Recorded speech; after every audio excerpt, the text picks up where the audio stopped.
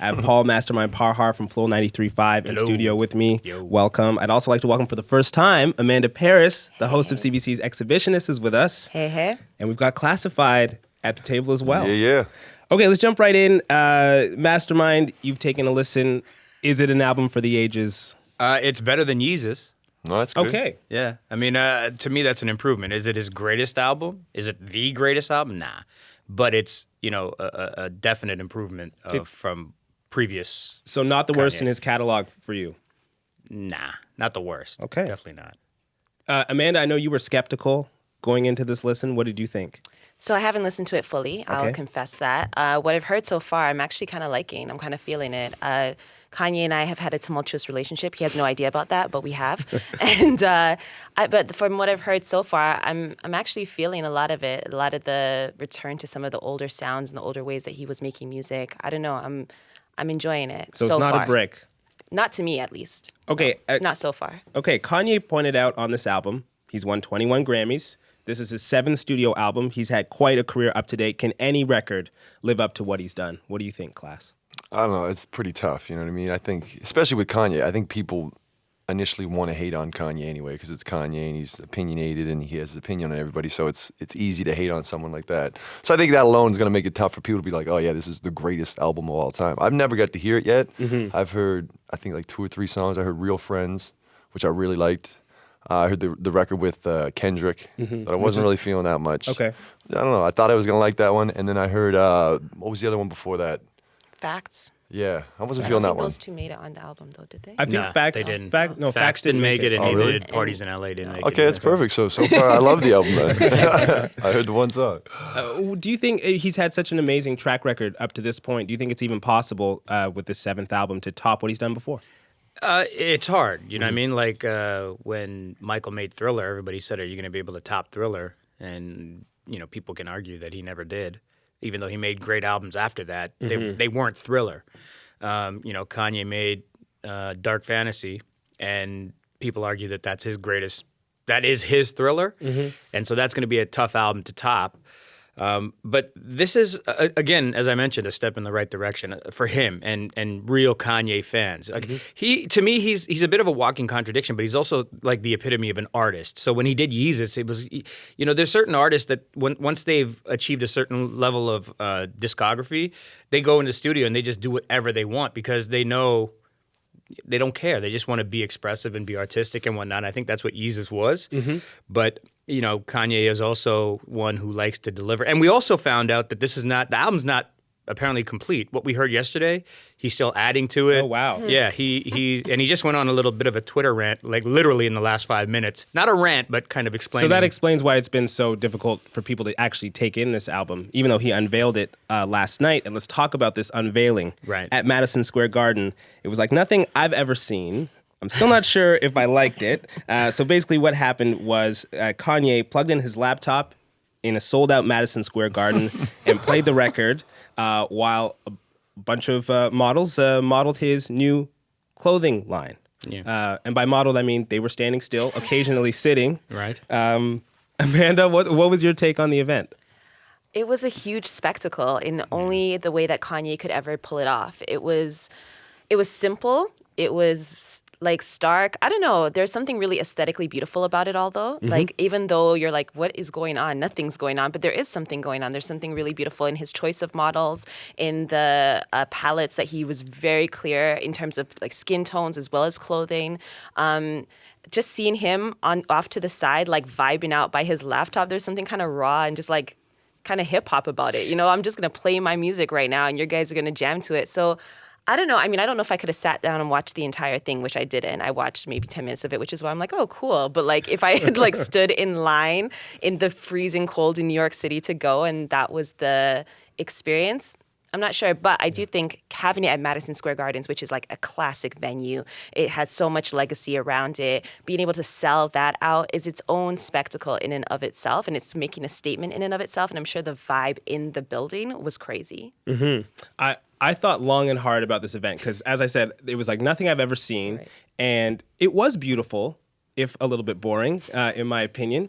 But I thought about Tidal, the streaming service, which is competing for the music industry, basically. I thought about Adidas, which is competing in a high-stakes apparel game. And I thought about Kanye as a pop culture figure and celebrity also competing in a high-stakes game where nowadays there's only one winner for a given day or a given weekend in terms of who's dominating the news story. And then you have this clothing that has this Hunger Games kind of aesthetic going on. Very apocalypse. Very apocalyptic. Yeah. What were you reading into what was going on, Mastermind? I was just thinking about when Amanda was talking. It's, Kanye's that guy who he never wants anything. He knows that he's this artist that's never going to have anything given to him. He has to always go out there and take it. I remember seeing him before College Dropout came up. I was at a DJ conference, and he stood up in front of hundreds of DJs and begged them to play his first single. He said, you don't know me, you haven't heard my album, but I guarantee you it's a great album. If you give me one spin, this is like him talking to the DJs, it's like giving Jay-Z 100 spins. All I want is one spin from you. I guarantee you're not going to be disappointed. Wow. So he's this guy that goes out and he gets it. So when you think about him putting on a show, it's a listening session. It was like an A&R session at his record label, but for thousands of people, plus the fashion show, it was him saying, no one's giving me this platform, so I'm going to create it. Mm-hmm. And when you think about it, a person, an artist releases an album and then they do a tour. He did the tour before the album came out.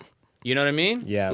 And it's also a statement that this young, relatively speaking, black male designer has sold out the largest venue of New York Fashion Week. It's the most talked about event. It is the one that everybody was waiting for. I literally read articles in the New York Times that were saying, good luck to whoever comes after this. You know what I mean? That you are able, without any sort of credentials behind your back in terms of fashion, able to make this statement at one of the most important fashion weeks in the world. I don't know. I think that there's something culturally important definitely going on there. I want to contrast this for a second with what happened with Beyonce and the way that she debuted her album at the Super Bowl. Amanda, what do you think about that Kanye-Beyonce contrast 2016? Well, I mean, to me, there's no comparison. Beyonce, what she did is, to me, it's historical what she did. Being able to drop a single without anyone knowing. There's no hype leading up. There's been so much hype leading up to this, right? No hype whatsoever. You drop a single that nobody knew you were making, a video that is so incredibly culturally poignant in this moment right now, is the most political video that she's ever made to date, is a song that is directly an anthem for a movement that is happening right now. And then the next day, the only song that you perform on the largest stage in the world is the song that you dropped yesterday, and no one has any complaints. You come out with all black female dancers rocking afros and berets, signifying that you're not only celebrating the 50-year anniversary of the Super Bowl, but also the 50-year anniversary of the Black Panther Party.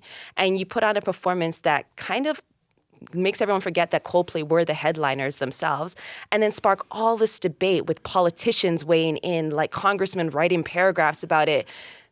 What she did, I don't think can be limited to this conversation around music or fashion or anything. It's a huge cultural moment.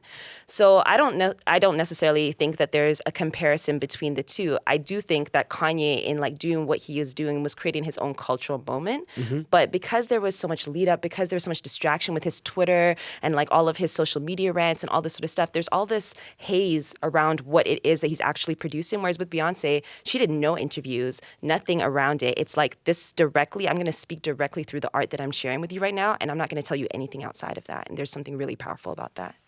I want to get into some of these tweets that you mentioned, but class, I want to bring you into this very quickly. So Kanye told Paper Magazine, right now, over 70% of my focus is on apparel. In the leaked songs that you heard, do you hear that lack of attention to music? Not in the one track that I heard. Like I said, that felt like it was back to some real, just even what he was talking about, old cousins coming back, and you know what I mean? All that was just real. And that's what made me fall in love with Kanye. The first album was just coming from a point of view of a regular dude talking regular feelings. You know what I mean? That's what it felt like. But even, like I said, I haven't got to see the thing and everything, but with what you guys are saying, so it was like a fashion show? It was. And he played his album that wasn't done? It was a listening party fashion show. For an album that isn't finished. For an album that isn't finished and so it's sold is it more out. about the fashion or is it more about the music? It was both. It was both. If you watched it, because it wasn't like it was a runway thing. It was just it was hundreds of models wearing his apparel. Standing and hanging. Just standing on this kind of cool get up on the stage. and smoking cigarettes and hanging out. yeah, and it was like, listen to my album. Yeah. And Kanye's that guy. Kanye's the guy who, when he does bring his album to his record label or when he's in the studio and they're playing it, he will jump up on the soundboard and rap along and perform it. He is so passionate about his art, and he is a bit of a walking contradiction. You can't hate the guy, but his passion speaks for itself. Oh yeah, totally. Okay, we've talked about Kanye the artist and his work in fashion, his work in music, but we definitely have to get into Kanye the man, Kanye the Twitterer. If you're just joining us, we're discussing Kanye West's new album and where he stands now in the hip-hop world. My guests are Mastermind, Amanda Parris, and Classified. So there's one song everyone's talking about right now called Famous, where he references Taylor Swift. We're going to listen to a clip. By myself sad that know me best. I feel like me and Taylor might still have sex. Why? I made that famous. Goddamn. I made that famous for all the girls that get from Kanye West. If you see him in the streets, give him Kanye's best. Why? Okay, so potentially reviving a beef there with Taylor Swift. Going back to that, are we? Amanda, you're sighing. Man, me first. You first. Okay, so like listening to, I'll just preface this by saying like being a fan of hip hop and being a woman and being a black woman, you have to like put up a certain kind of guard listening to so many songs that are so misogynistic and so graphic and so vulgar in certain moments that you kind of make you cringe, but you're like, oh, but the beat's nice, but so you have to, but there's so many things, and as a self-prescribed feminist as well too, or self-defined feminist, it's really challenging to listen to a lot of more recent Kanye. It's been like increasingly difficult over the past few years. So I'll say all of that. Then with this song, I don't know. It's like it's kind of goes with the Twitter. I'm kind of glad that you brought it into the conversation about his Twitter personality as opposed to his music, because so much of it feels so like he just tweeted and said, "I feel like I can say anything based on my creative license as an artist." But I also feel like you're being sensationalist and you're kind of trying to create a buzz by name dropping in this particular way.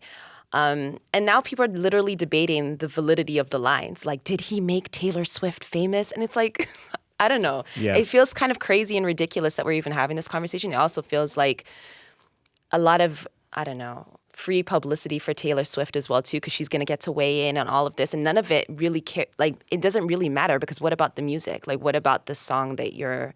I don't know. It's so fresh that I feel like I'm still crafting an opinion. Well, I think I track with you in terms of Kanye West fandom, but sometimes it gets difficult. We have to talk about the Bill Cosby tweet. On Tuesday, Kanye tweeted simply and in all caps, "Bill Cosby innocent." Mastermind, what do you make of that? It's opinions, I guess. I mean, there's going to be people who have an opinion on both sides of that. I mean, regardless of who's right and who's wrong. And to me, it was a weird tweet. Came out of thin air and wasn't really context. That whole line of tweets were weird. He was just so random and sporadic. And I almost like Kanye's troll levels are like on 1,000 right now. Like he's promoting stuff. You know what I mean? He's got things to promote, and he has X amount of million followers, and he knows that he's going to make news. So you say ridiculous things, people talk about you, and like they say, no publicity is bad publicity, right? Classified, what do you make of Kanye, the musician? You've talked about things you appreciate about his music, and then some of these antics. I think it goes back to what Mastermind was saying. It's like, he has a new album coming out. Why not say something like this? Anything he says, anything he tweets blows up around the world. Doesn't matter what it is. Anything he says, the more ridiculous it is, or whatever it is, just stating his opinions. It just seems like people want to react to it, and he likes it.